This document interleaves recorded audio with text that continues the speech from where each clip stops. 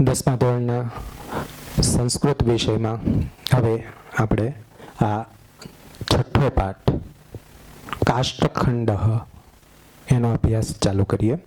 કાષ્ઠખંડ એટલે કે લાકડાનો ટુકડો. જોઈએ આ પાઠની વિગત. માણસને લાકડાના ટુકડા સાથે સરખાવીને ગુરુએ અહીં શિષ્યને ઉપદેશ આપ્યો છે. પ્રાચીન સમયમાં કેવું હતું કે ગુરુના આશ્રમમાં શિષ્યો અભ્યાસ માટે જતા અને શિષ્યોએ ગુરુના આશ્રમમાં રહીને જ અભ્યાસ કરવો પડતો. ઘરે આવવાનું નહોતું. અભ્યાસકાળ જેટલો હોય, અભ્યાસનો સમય ત્યાં સુધી ગુરુના આશ્રમમાં જ રહે. સંપૂર્ણ અભ્યાસ પૂર્ણ થઈ ગયા પછી એ ઘરે આવે. એટલે આખો જ 24 કલાક એ ગુરુની પાસે રહેવાનો હોય. એટલે કોઈ ચોક્કસ સમયગાળો ન હોય અભ્યાસ માટેનો. એટલે ગુરુ જ્યારે ઈચ્છે ત્યારે શિષ્યને ઉપદેશ આપવાનો પ્રયત્ન કરે. માત્ર ભણાવતી વખતે જ નહીં, કંઈક એવો પ્રસંગ જોવે ગુરુ, કંઈક એવી ઘટના જોવે અને એ ઘટના ઉપરથી પણ શિષ્યને ઉપદેશ આપવાનો પ્રયત્ન કરવાનો હોય તો એ ઘટના ઉપરથી જ એ જ સ્થળે ગુરુ શિષ્યને કંઈક સમજાવવાનો પ્રયત્ન કરે. એટલે આવી રીતે શિષ્યને ઉપદેશ આપવાનો પ્રયત્ન ગુરુ કરે છે. જીવનમાં આવતા 4 વિઘ્નોથી જો માણસ સુરક્ષિત રહી શકે તો જ તે સુખરૂપી સમુદ્રને પ્રાપ્ત કરવાનું સૌભાગ્ય પામી શકે. લાકડાના ટુકડાને આધારે માણસના જીવનને સ્પર્શતો ઉપદેશ આ પાઠમાં આપવાનો પ્રયત્ન કર્યો છે. આપણે એક એક ભાગ જોતા જઈએ અને આગળ સમજતા જઈએ. ગંગા તીરે એકઃ ગુરુઃ શિષ્યેણ સહ વર્તમાનઃ આસીત. સ જલ પ્રવાહેણ નિયમાનં કંચન કાષ્ઠખંડમ દર્શયન શિષ્યમ આહ.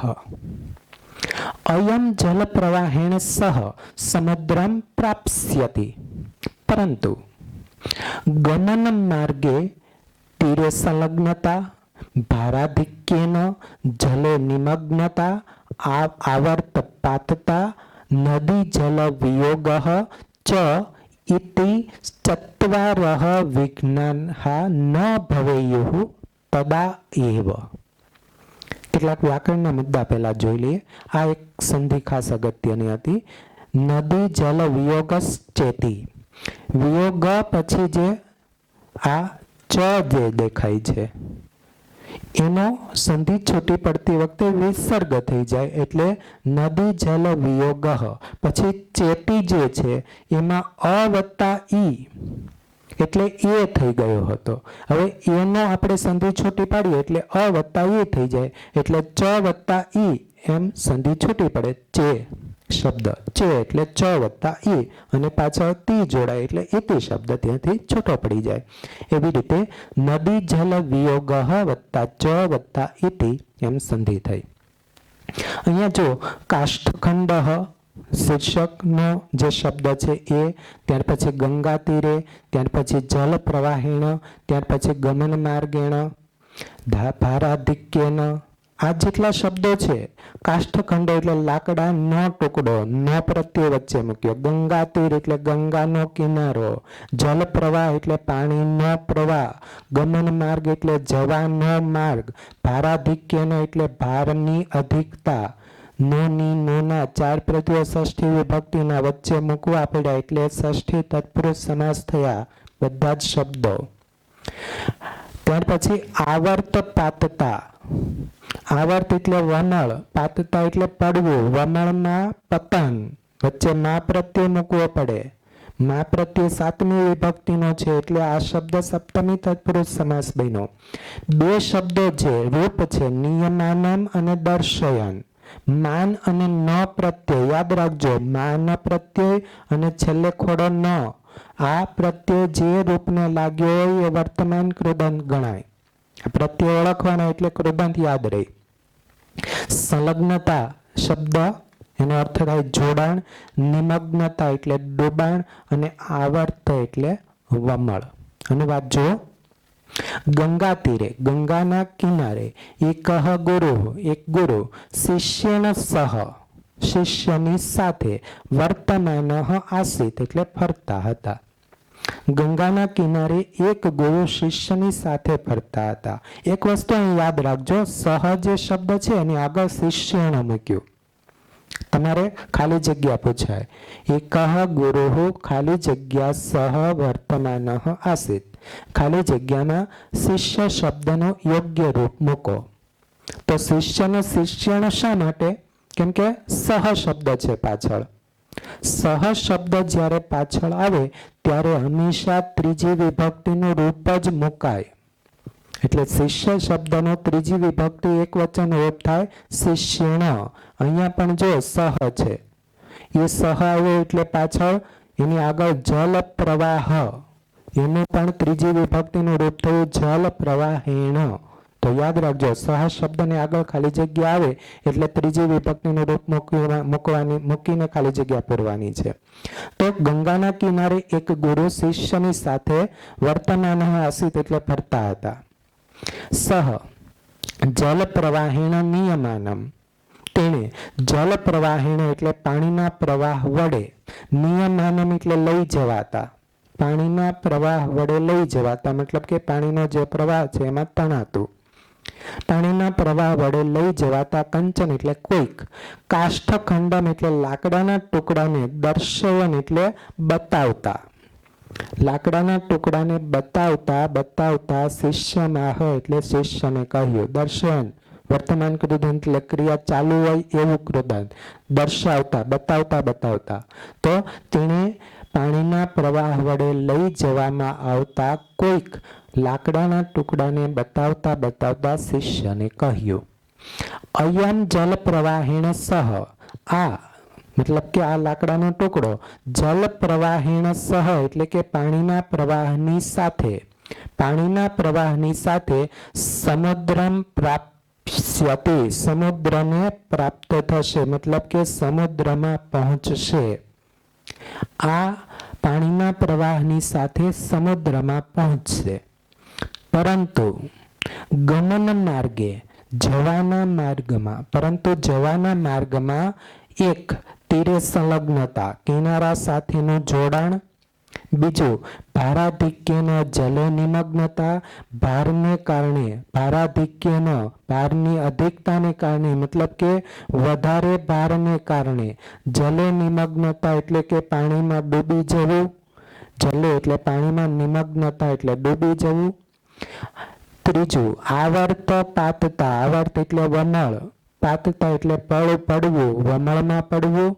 અને ચોથું નદી જલ વિયોગ, નદી જલ એટલે પાણી, નદીનું પાણી, વિયોગ એટલે વિખૂટા પડવું, નદીના પાણીથી વિખૂટા પડવું, નદી જલ વિયોગ, નદીના પાણીથી વિખૂટા પડવું.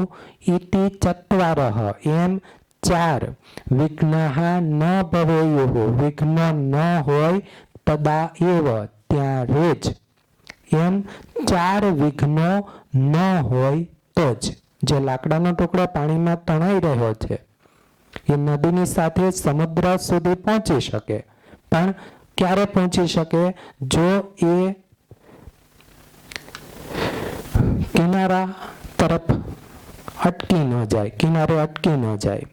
બીજું, જો વધારે ભારને કારણે પાણીમાં ડૂબી ન જાય, વમળમાં ન ફસાઈ જાય અને નદીના પાણીથી છૂટો ન પડી જાય, તો જ એ સમુદ્ર સુધી પહોંચી શકે. આ વાત પહેલા પેરેગ્રાફમાં કરી.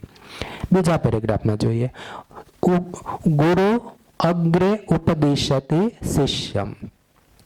વયમ સર્વે માનવાઃ અપि કાષ્ઠખંડા ઇવ. अस्माकं जीवनम् एव नदी, परिवारः प्रवाहरूपः, तत्र स्नेहरूपं जलं वहति.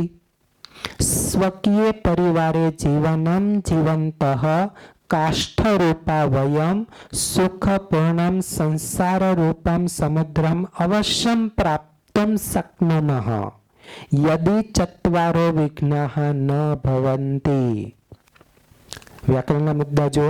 જીવને કીદૃશઃ વિઘ્નાઃ ભવન્તિ ઇતિ શિષ્યમ અપૃચ્છત. પહેલી વસ્તુ સંધિ ગુરુ રગ્રે, અહીંયા ર જે છે ગુરુ પછી ર એ ર ને આપણે છૂટો પાડીએ તો ખોડો ર વત્તા અ થાય. ર વત્તા અ તો આપણે પાછળ મૂકી દીધો, પણ ર જે છે એનો વિસર્ગ કર્યો એટલે ગુરુ હુ વત્તા અ છૂટો પડ્યો, અગ્રેની સાથે જોડાતા અગ્ર શબ્દ બન્યો તો ગુરુ હુ વત્તા અગ્રે. જીવનમ એવ સંધિ મે જે છે એમાં મ ખડો રહી અને એ છૂટો પડે, મ વત્તા એ એટલે મે થાય તો જીવનમ વત્તા એવ. ભવંતી ટી, ભવંતી ટીમાં ટી જે છે છેલ્લો નહીં દીર્ઘતી, એ દીર્ઘતી ઈ વત્તા એ થી બનેલો છે. બે ભેગા થાય ઈ વત્તા ઈ એટલે દીર્ઘ ઈ. હવે છૂટો પાડીએ તો બંને રસ્વ ઈ થઈ જાય એટલે ટી જે છે રસ્વ ઈ થઈ જાય અને ઈ છૂટો પડે ટીની સાથે જોડાતા ઈતિ થઈ જાય એટલે ભવંતી વત્તા ઈતિ એમ સંધિ છૂટી પડે છે.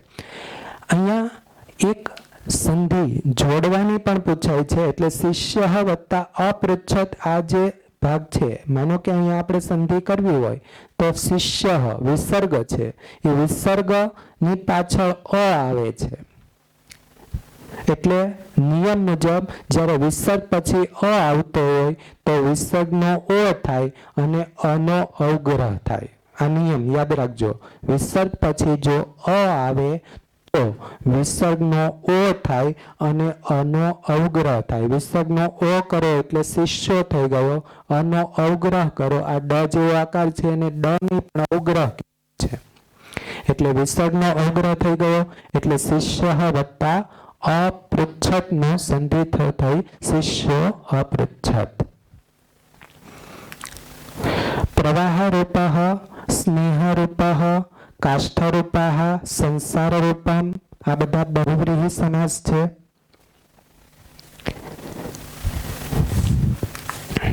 સુખ પૂર્ણમ તૃતીયા તત્પુરુષ સમાસ. ગુરુ અગ્રે ઉપદેશતે શિષ્યમ, ગુરુએ શિષ્યને આગળ ઉપદેશ આપ્યો મતલબ કે ગુરુ શિષ્યને આગળ ઉપદેશ આપે છે. સર્વે વયમ સર્વે માનવઃ આપણે બધા મનુષ્યો, અપી એટલે પણ, કાષ્ઠખંડા ઇવ એટલે કે લાકડાના ટુકડા જેવા છીએ. આપણે બધા માણસો પણ લાકડાના ટુકડા જેવા છીએ. અસ્માકમ જીવનમ એવ નદી આપણું જીવન જ નદી છે. પરિવાર પ્રવાહરૂપ પરિવાર જે છે એ પ્રવાહરૂપ છે. તત્ર એટલે ત્યાં સ્નેહરૂપમ જલમ વહતી સ્નેહરૂપી જળ વહે છે, ત્યાં સ્નેહરૂપી જળ વહે છે. સ્વકીય પરિવારે પોતાના પરિવારમાં જીવનમ જીવંત એટલે કે જીવન જીવતા, કાષ્ઠરૂપા વયમ એટલે કે લાકડાના ટુકડા જેવા આપણે, લાકડાના ટુકડા રૂપ આપણે. સુખ પૂર્ણમ એટલે કે સુખપૂર્વક, સુખથી ભરેલા, સુખ પૂર્ણમ સુખથી ભરેલા. સંસાર રૂપમ સમુદ્રમ સંસાર રૂપી સાગરમાં અવશ્યમ પ્રાપ્તુમ શક્નુમઃ જરૂર પહોંચી શકીએ છીએ, જરૂર પ્રાપ્ત કરી શકીએ છીએ. સંસાર રૂપી સાગરને જરૂર પ્રાપ્ત કરી શકીએ છીએ. યદિ ચત્વારઃ વિઘ્નાઃ ન ભવન્તિ જો 4 વિઘ્નો ન હોય તો. છેલ્લે શિષ્યનું વાક્ય જીવને કીદૃશાઃ વિઘ્નાઃ જીવનમાં કેવા વિઘ્નો, ભવન્તિ એટલે હોય છે, જીવનમાં કેવા વિઘ્નો હોય છે. ઇતિ એટલે એમ, શિષ્ય અપૃચ્છત એટલે શિષ્યએ પૂછ્યું. જીવનમાં કેવા વિઘ્નો હોય છે એમ શિષ્યએ પૂછ્યું. તો આખા પાઠમાં જે ગુરુ વાત કરે છે લાકડાના ટુકડાની અને નદીની, પણ ખરેખર માણસના જીવનની સાથે એને સરખાવી છે. એટલે અહીંયા જે લાકડાનો ટુકડો છે એ આપણે છીએ, પરિવાર જે છે આપણું જીવન છે, નદી છે, પરિવાર એ પ્રવાહ છે અને નદીમાં જેમ પાણી વહે છે એમ પરિવારમાં સ્નેહ વહી રહ્યો છે અને પરિવારમાં જીવન જીવતા આપણે લાકડાના ટુકડા જે છીએ એમ સંસારરૂપી સાગર સુધી આપણે પહોંચી શકીએ છીએ. એ વાત આ પેરેગ્રાફમાં કરવામાં આવી છે. આગળ સમજીએ. ગુરુ સમુપાદેશાત નદી રૂપે જીવને આહાર નિંદ્રા ભય આદયઃ તીરભૂતાઃ સંતિ. તીરેષુ સંલગ્નતા નામ આહાર निन्द्रा भयादीनां सेवने सततं प्रवृत्तिः वस्तुतः तु आहार आदयः सेवनीयाः भवन्ति, तथापि तत्र सततं संलग्नता विघ्नः एव। आहार निन्द्रा भयादिषु सततं प्रवृत्तिः रूपः विघ्नः भवति चेत् काष्ठखण्डारूपः वयं सुखरूपं समुद्रं प्राप्तुं न शक्नुमः। આ પેરેગ્રાફના વ્યાકરણના મુદ્દા જોઈએ। અહીંયા જે સમોપાદિશત જે ક્રિયાપદ આપ્યું છે એ યસ્તન ભૂતકાળ ત્રીજો પુરુષ એક વચનનું રૂપ છે। હવે યસ્તન ભૂતકાળ ત્રીજો પુરુષ એક વચન જે છે એને આધારે સ્મનો પ્રયોગ પૂછાય છે। એટલે અહીંયા સ્મના પ્રયોગમાં જુઓ સમોપદિશતિ સ્મ, અહીંયા જે પા છે એનું પ થઈ ગયું છે। અહીંયા તમે કૌંસમાં જુઓ સમ વત્તા ઉપ વત્તા દિશ ધાતુનું રૂપ બન્યું છે સમોપાદિશત। દિશ ધાતુનું યસ્તન ભૂતકાળ ત્રીજો પુરુષ એક વચનનું રૂપ થાય અદિશત। અદિશતને આપણે ઉપ લગાડીએ એટલે ઉપ વત્તા અદિશત, જ્યાં પ વત્તા અ એટલે પા થયું એટલે ઉપાદિશત થયું। અને ઉપાદિશતની આગળ સમ જોડીએ તો મમાં ઉ પડતા મો થઈ જાય એટલે અહીંયા સમોપાદિશત થયું હતું। હવે જ્યારે અદિશત એ હસ્તન ભૂતકાળના સ્મનો પ્રયોગ કરવો હોય તો એને વર્તમાન કાળમાં ફેરવીએ તો દિશતી થાય। નીકળી જાય હસ્તન ભૂતકાળનો, તો યસ્તન ભૂતકાળનો પ્રત્યય છે એની જગ્યાએ વર્તમાન કાળ ત્રીજા પુરુષ એક વચનનો પ્રત્યય તે લાગતા દિશતી વર્તમાન કાળનો ક્રિયાપદ બન્યું। હવે એને આપણે ઉપ જોડીએ તો સંધિ થતા ઉપદિશતી થશે। સમ શબ્દ ઉપની સાથે તો સમોપ, તો સમોપદિશતી અને પાછળ સ્મ લગાડી શકાય એટલે આનું જે સ્મનું રૂપ થયું એ આ થયું। એટલે અહીંયા સ્મના પ્રયોગમાં એટલે ધ્યાનમાં રાખજો।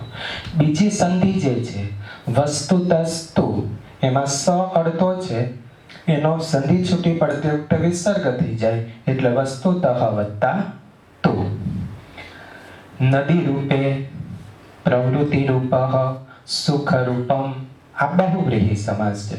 આગળના જે પેરેગ્રાફ હતો એમાં આપણે આવા રૂપો જોયા હતા, જો પ્રવાહ રૂપમ, સ્નેહ રૂપમ, કાષ્ઠ રૂપ, સંસાર રૂપ, આ બધા જ બહુવ્રીહી સમાસ છે।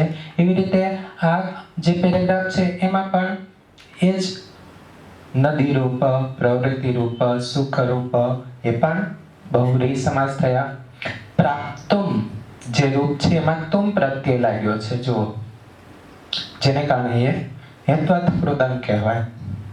આહાર નિંદ્રા ભય આદયઃ, આહાર નિંદ્રા ભય વગેરે આ દ્વંદ્વ સમાસ થયો।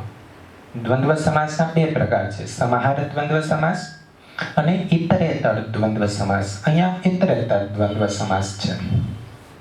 સેવનીય અનીય પ્રત્યય, તવ્ય અનીય આ બે પ્રત્યયો છે એ વિદ્યાત કૃદંતના પ્રત્યયો છે। અહીંયા અનીય પ્રત્યય છે એટલે વિદ્યાત કૃદંતનું રૂપ કહેવાય। આપણે અનુવાદ જોઈએ। ગુરુહુ સમોપાદિશત, ગુરુએ ઉપદેશ આપ્યો। સમોપાદિશત એટલે ઉપદેશ આપ્યો, ગુરુએ ઉપદેશ આપ્યો। નદી રૂપે જીવને, નદી રૂપી જીવનમાં આહાર નિંદ્રા ભય આદયઃ, આહાર નિંદ્રા ભય આદયઃ એટલે વગેરે, આહાર નિંદ્રા ભય વગેરે તીરભૂતાઃ સંતિ, તીરભૂતાઃ સંતિ એટલે તીર રૂપ બનેલા છે, એ કિનારા છે। આ લાકડાનો ટુકડો કિનારે ચડી ગયો તો નદીના પાણીમાં આગળ નહીં વધી શકે, એટલે જીવન પણ એવું છે। આહાર નિંદ્રા ભય વગેરેમાં આપણે જોડાઈ ગયા તો પછી આપણું જીવન આગળ વધતું અટકી જાય છે। એ વાત આ પંક્તિ દ્વારા સમજાવવા માંગે છે। એટલે નદી રૂપી જીવનમાં આહાર નિંદ્રા ભય વગેરે તીરભૂતાઃ સંતિ, તીરરૂપ બનેલા છે, કિનારા સમાન બનેલા છે. તીરેષુ સંલગ્નતા, કિનારાઓ પર જોડાણ. તીરેષુ સંલગ્નતા, કિનારાઓ સાથેનું જોડાણ. નામ નો અર્થ થાય એટલે, કિનારાઓ પરનું જોડાણ એટલે આહાર નિદ્રા ભય આદિનામ સેવને સતતમ પ્રવૃત્તિ. આહાર નિદ્રા ભય વગેરે ના સેવને એટલે સેવનમાં, વગેરેના સેવનમાં સતત પ્રવૃત્તિ એટલે પ્રવૃત્ત રહેવું, લાગ્યા રહેવું, મંડ્યા રહેવું. વગેરેના સેવનમાં સતત પ્રવૃત્ત રહેવું. કિનારાઓ સાથેનું જોડાણ એટલે આહાર નિદ્રા ભય વગેરેના સેવનમાં સતત પ્રવૃત્ત રહેવું. વસ્તુતસ્તુ, વસ્તુતઃ તુ એટલે હકીકતમાં, આહાર આદય, આહાર વગેરે. આપણે ખોરાક લેવો જ પડે, ખોરાક વગર તો રહી ન શકીએ, ઊંઘ પણ લેવી પડે, ક્યાંક અમુક પરિસ્થિતિમાં ડરવું પણ પડે. તો આ જે પ્રવૃત્તિઓ છે એના વગર ચાલવાનું તો છે જ નહીં. એટલે અહીંયા કીધું કે આહાર વગેરે સેવવા યોગ્ય તો હોય જ છે. સેવને આહાર નિદ્રા ભય આદય સેવનીયાઃ ભવન્તિ. આહાર વગેરે સેવવા યોગ્ય હોય છે. સેવનીયાઃ ભવન્તિ એટલે સેવવા યોગ્ય તો હોય છે, મતલબ કે એનું સેવન તો કરવાનું જ હોય. તથાપિ છતાં પણ તત્ર સતતમ સંલગ્નતા, તત્ર એટલે તેમાં, સતતમ સંલગ્નતા સતત લાગેલા રહેવું. સતતમ સંલગ્નતા એટલે સતત લાગેલા રહેવું. છતાં પણ તેમાં સતત લાગેલા રહેવું એ વિઘ્ન એવ, એ વિઘ્ન જ છે. સંસ્કૃતમાં કહેવાય છે અતિ સર્વથા વ્યચેત, મતલબ કે અતિનો હંમેશા ત્યાગ કરવો. માપસર હોય, માપસરનો આહાર હોય તો એ શરીર માટે ફાયદાકારક, પણ વધારે પડતો આહાર, વધારે પડતી ઊંઘ, વધારે પડતો ડર આ માણસના વિકાસને રૂંધે છે. માપસરનો હોય ત્યાં સુધી એ યોગ્ય છે, પણ એ વધારે જાય, એમાં વધારો થઈ જાય તો એ માણસના જે વિકાસ છે એને રૂંધે છે. એટલે એ ભલે આહાર વગેરે આપણે સેવવા તો જોઈએ, પણ તેમાં સતત લાગેલા રહેવું એ પછી આપણા માટે વિઘ્ન કહેવાય. તો સતત લાગેલા રહેવું એ વિઘ્ન છે. આહાર નિદ્રા ભયાદિષુ સતતમ પ્રવૃત્તિ રૂપઃ વિઘ્ન. આહાર નિદ્રા ભય વગેરેમાં સતત પ્રવૃત્તિ રૂપી વિઘ્ન ભવતી એટલે બને. આહાર નિદ્રા ભય વગેરેમાં સતત પ્રવૃત્તિ રૂપી વિઘ્ન બને. ચેત એટલે તો થાય, જોતો વાળી વાક્ય રચનામાં ચેત વપરાય. વિઘ્ન રૂપ બને તો. કાષ્ઠખંડ રૂપાહ વયમ, લાકડાના ટુકડા રૂપે રહેલા, વયમ એટલે આપણે, લાકડાના ટુકડા રૂપે રહેલા આપણે, સુખ રૂપમ સમુદ્રમ, સુખરૂપી સાગર, સુખરૂપી સાગરને પ્રાપ્તોમ ન શક્નુમઃ, પ્રાપ્ત કરી શકતા નથી, પામી શકતા નથી. સુખરૂપી સમુદ્રને, સુખરૂપી સાગરને પ્રાપ્ત કરી શકતા નથી. મતલબ કે જો આપણે સુખરૂપી સમુદ્રને પ્રાપ્ત કરવો હોય તો આહાર નિદ્રા ભય વગેરેની અતિશયતાનો ત્યાગ કરવો જોઈએ. તો આ પેરેગ્રાફમાં એક એ વાત બતાવી. પહેલું વિઘ્ન માણસના જીવનમાં કયું છે એ વાતને અહીંયા આગળ આખા પેરેગ્રાફમાં બતાવી છે. આગળનો પેરેગ્રાફ સમજીએ. સામાજિક વ્યવહારઃ ભારરૂપઃ ભવતિ. યદ્યપિ સામાજિકઃ વ્યવહારઃ સર્વત્ર એવ અપેક્ષિતઃ ભવતિ, પરંતુ સઃ શક્તિમ અતિક્રમ્ય ન ભવેત. ये जनाः स्वकीयां शक्तिम् अतिक्रम्य सामाजिकान् व्यवहारान् कुर्वन्ति ते अतिभारत्वात् निमज्जन्ति एव. निमज्जितः जनः सुखमयं संसार समुद्रं प्राप्तुं न शक्नोति. સમજીએ. સામાજિકો વ્યવહાર. ઘણીવાર સંધિ આવી રીતે પણ હોય, બે શબ્દો જોડાય તો જે સંધિ કહેવાય એવું જરૂરી નથી હોતું. અહીંયા સંધિના નિયમો પ્રમાણે સામાજિકો, કો જે છે સંધિ છૂટી પાડીએ ત્યારે કોનો વિસર્ગ થાય એટલે સામાજિક વ્યવહાર, સંધિ છૂટી પડી. સર્વત્ર એવ બીજી સંધિ છે તો સર્વત્ર ત્રય જે છે એ અ વત્તા ઐ એટલે કે ત્ર વત્તા ઐ એ ત્રય થયું હતું. સંધિ છૂટી પાડી એટલે ત્ર વત્તા ઐ છૂટું પડી દે. ત્ર વત્તા ઐ છૂટું પડે એટલે સર્વત્ર વત્તા એવ એમ સંધિ છૂટી પડી ગઈ. ભારરૂપ ફરીવાર આવ્યું. અગાઉ પણ રૂપ શબ્દ જોડેલા જે શબ્દો હતા બહુવ્રીહી સમાસ હતા, એમ ભારરૂપ એ પણ બહુવ્રીહી સમાસ થયું. સંસાર સમુદ્ર, સંસાર રૂપી સમુદ્ર, સમુદ્ર જે છે એને માટે સંસારનું પ્રતીક આપ્યું એટલે કર્મધારય સમાસ ગણાય.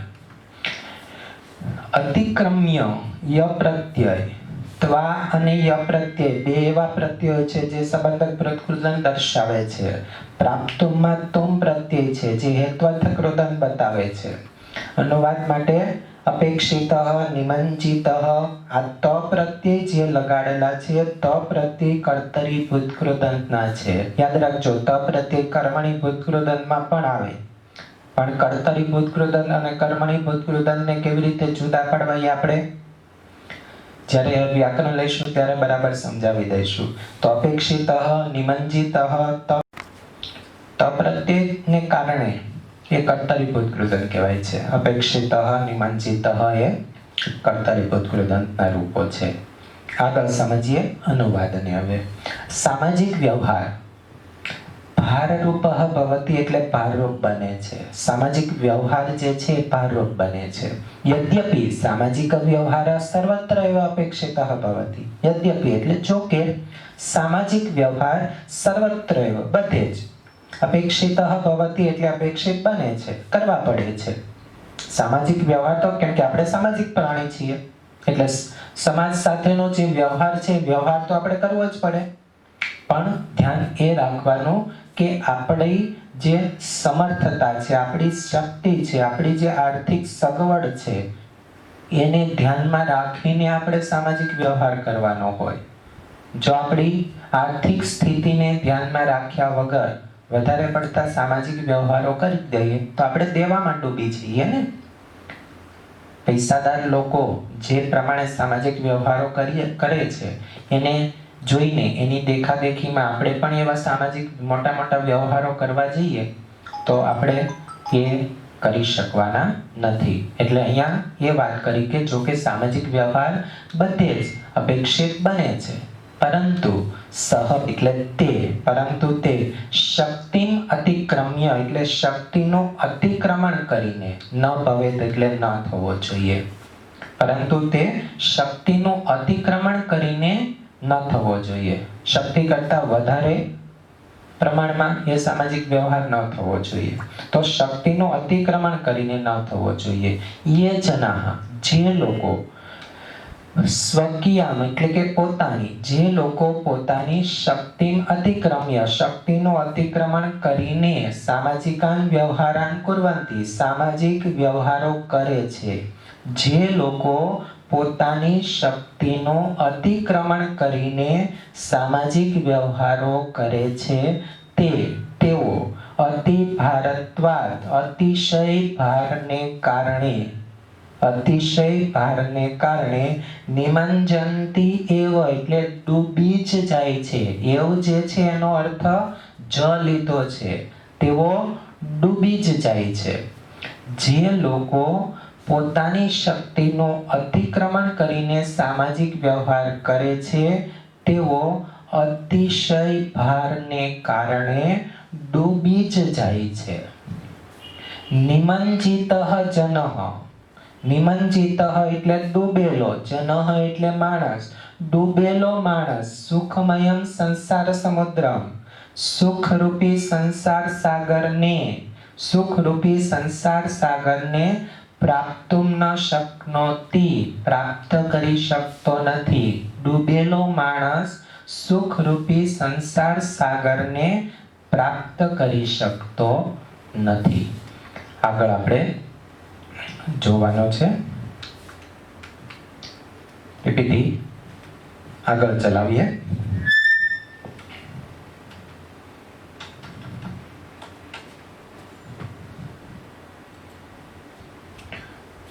આગળનો પેરેગ્રાફ. સુરાપાનમ અક્ષક્રીડા તમાકુ ભક્ષણમ ચૌરકર્મ ઇત્યાદિની દુર્વ્યસનાની માનવ જીવને આવર્તભૂતાની સંતિ. એષુ પતિતઃ જનઃ બહિઃ આગંતુમ ન શક્નોતિ અતઃ તત્ર પતનમ એવ ન ભવેત તાદૃશઃ પ્રયત્નઃ સતતં કरणीयः ભવતિ. ये जनाः व्यसनेषु पतिताः सन्ति ते तरन्तः अपि एकस्मिन् स्थाने परितः भ्रमन्ति. तेषां प्रगतिः बाधिता भवति. ततः ते सुखादिरूपं संसारसमुद्रं प्राप्तुं न अर्हति. વ્યાકરણના મુદ્દાઓ જોઈએ. પતિતો જનઃ, આગળના પેરેગ્રાફમાં આપણે જે પ્રમાણે સંધિ જોઈ હતી, ઓનો વિસર્ગ થાય એટલે સંધિ છૂટી પડી ગઈ કહેવાય. પતિતઃ વત્તા જનઃ. વિધિ સંધિમાં જુઓ, અત્ર અને તત્ર. આપણે અહીંયા આ અત્ર અને તત્ર બેને આપણે સંધિ જોડવી છે, તો વિસર્ગ છે એ વિસર્ગનો સ થઈ જાય એટલે અતસ્તત્ર સંધિ જોડાશે. પ્રગતિઃ વત્તા તેષામની સંધિ જોડવી હોય તો અહીંયા પ્રગતિઃમાં જે વિસર્ગ છે એનો પણ સ થઈ ગયો એટલે પ્રગતિસ તેષામ એમ સંધિ જોડાશે. સુરાપાનમ અક્ષક્રીડા તમાકુ ભક્ષણમ ચોરકર્મ અને માનવ જીવને, આ બધા જ શબ્દો એ ષષ્ઠી તત્પુરુષ સમાસ છે. જો સુરાપાનમ એટલે મદિરાનું પાન, દારૂનું સેવન. અક્ષક્રીડા એટલે જુગારની રમત. તમાકુ ભક્ષણમ એટલે તમાકુનું ભક્ષણ. ચૌરકર્મ એટલે ચોરીનું કામ. માનવ જીવન એટલે માનવીનું જીવન. વચ્ચે નું પ્રત્યય લગાડ્યો, જે છઠ્ઠી વિભક્તિનો પ્રત્યય લગાડ્યો કહેવાય, એટલે બધા રૂપો ષષ્ઠી તત્પુરુષ સમાસ બન્યા. આગંતુમમાં તુમ પ્રત્યય છે એટલે હેત્વત કૃદંત છે. અહીંયા અનીય પ્રત્યય નનો હણો થઈ જાય ક્યાંક રૂપો બનાવતી વખતે, પણ અનીય પ્રત્યય છે ત્યાં, અને અનીય પ્રત્યય હોવાથી એ વિદ્યત કૃદંત કહેવાય. પતિતાહ અને બાધિતા આ બંને કર્તરીભૂત કૃદંત. ત તા આ બંને પ્રત્યયો કર્તરીભૂત કૃદંતના છે. અહીંયા તા પ્રત્યય છે તો બંને કર્તરીભૂત કૃદંતના રૂપો છે. આપણે અનુવાદ જોઈએ. સુરાપાન એટલે મદિરાપાન. અક્ષક્રીડા એટલે જુગારની રમત. તમાકુ ભક્ષણ એટલે તમાકુનું સેવન. ચોરકર્મ એટલે ચોરી. ઇત્યાદિની એટલે વગેરે, ચોરી વગેરે. દુર્વ્યસનાની એટલે ખરાબ વ્યસનો, વગેરે ખરાબ વ્યસનો માનવ જીવનમાં આવર્તભૂતાની એટલે કે વમળ જેવા, આવર્તભૂતાની એટલે વમળ જેવા, સંતિ એટલે હોય છે. વગેરે માનવ જીવનમાં વમળ જેવા હોય છે. યેશુ પતિતઃ જનઃ એ બધામાં, યેશુ એટલે એ બધામાં, પતિતઃ જનઃ એટલે પડેલો માણસ, એ બધામાં પડેલો માણસ, બહિ આગંતુમ બહાર આવવા માટે સમર્થ બનતો નથી, મતલબ કે બહાર આવી શકતો નથી. આગંતુમ ન શકનોતી એટલે આવી શકતો નથી. એ બધામાં પડેલો માણસ બહાર આવી શકતો નથી. અતઃ આથી તત્ર પતનમેવ ન ભવેત. આથી તત્ર એટલે તેમાં, પતનમેવ પતન જ, ન ભવેત એટલે ન થાય, આથી તેમાં પતન જ ન થાય. તાદૃશઃ પ્રયત્ન તેવો પ્રયત્ન સતતમ કરણીયઃ ભવતિ સતત કરવાનો હોય છે. આથી તેમાં પતન જ ન થાય તેવો પ્રયત્ન સતત કરવાનો હોય છે.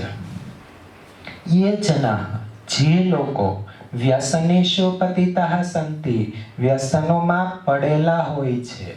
પતિતાઃ સંતિ એટલે પડેલા હોય છે. જે લોકો વ્યસનોમાં પડેલા હોય છે તેઓ તરંતઃ અપી એટલે તરતા હોવા છતાં, તેઓ તરતા હોવા છતાં એકસ્મિન સ્થાને એક જ જગ્યાએ, એક જ સ્થળે, પરિતઃ એટલે ચારે બાજુ, ભ્રમંતી એટલે ફરતા રહે છે. જેમ વમળના પાણીમાં ફસાયેલી વસ્તુ ત્યાં ત્યાં ફેરા કરે, આગળ વધતી નથી, એવી રીતે આવા વ્યસનોમાં પડેલા લોકો પણ એક જ જગ્યાએ ભ્રમા કરે, જીવનમાં આગળ નથી વધી શકતા. તો જે લોકો વ્યસનોમાં પડેલા છે તેઓ તરતા હોવા છતાં એક જ જગ્યાએ ચારે બાજુ ભમ્યા કરે છે. તેષાં પ્રગતિ, તેમની પ્રગતિ, બાધિતાઃ ભવતિ એટલે અટકી જાય છે. તેમની પ્રગતિ અટકી જાય છે. તતઃ તેથી, પછી, તતઃ એટલે પછી, તે એટલે તેઓ, પછી તેઓ સુખાદિરૂપ, સુખ આદિ રૂપ, સુખ વગેરે રૂપી સંસાર સમુદ્રને પ્રાપ્તુમ ન અર્હતિ, પામી શકતા નથી. તેથી તેઓ સુખાદિરૂપ સંસાર સમુદ્રને પામી શકતા નથી. અહીંયા આ જે વાત કરી, જેમ પાણીમાં વમળ ને કારણે પેલો લાકડાનો ટુકડો અટકી જાય છે, નદીના પ્રવાહમાં આગળ નથી વધી શકતો, એમ આપણું જે માનવ જીવન છે એ માનવ જીવન પણ જો આવા વ્યસનોમાં અટકી જાય તો જીવનમાં માણસ પણ આગળ વધી શકતો નથી, જે સુખ સાગર છે એને પામી શકતો નથી. આ વાત અહીંયા આ પેરેગ્રાફમાં, આગળનો પેરેગ્રાફ, પરિવારાત મુખત્વમ એવ નદી જલ વિયોગઃ, સામાન્યતયા પરિવારે નિવસन्तઃ એવ વયમ સંસાર સમુદ્રમ પ્રાપ્તુમ સમર્થાઃ ભવામઃ.